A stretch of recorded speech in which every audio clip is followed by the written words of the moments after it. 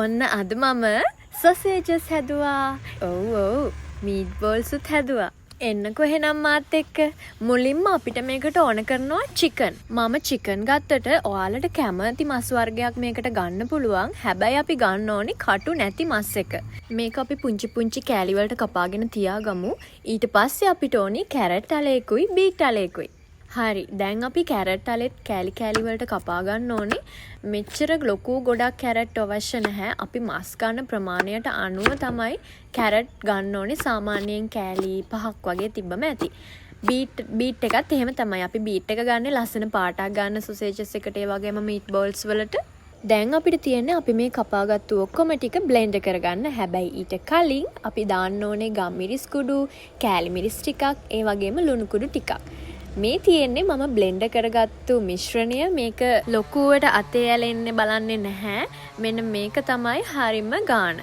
මුලින්ම මං හදාගන්න යන්නේ සොසේජස් ටික. ඉතින් මම මේ වගේ සෝස් බෝතලයක් අරගෙන අපි බ්ලෙන්ඩ් කරගත්තු මිශ්‍රණය ඒ සෝස් බෝතලෙට දාගෙන මෙන්න මේ වගේ පොලිතීන් එකක් උඩට පේලි 4ක් 5ක් වගේ මම දාගන්නවා. දැන් අපිට තියෙන්නේ මේ විදිහට හැමීට පෙරලගෙන ලස්සනට සොසේජස් එක හදාගන්න.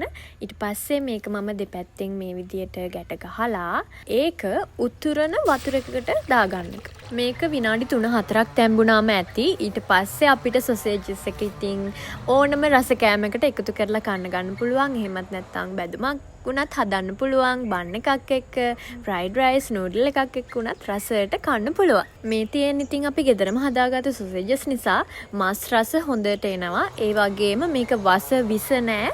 හරිම රසයි. දැන් ඉතින් අපි යන්නේ මීට් බෝල්ස් ටික හදාගන්න. මේකේ කිසිම විශේෂයක් නෑ. අර මිශ්‍රණයම අරගෙන මෙන්න මේ වගේ බෝල හදාගෙන උතුරන වතුරකට දාලා අර වගේම අපි කැමති විදියකට අපිට කන්න ගන්න පුළුවන්.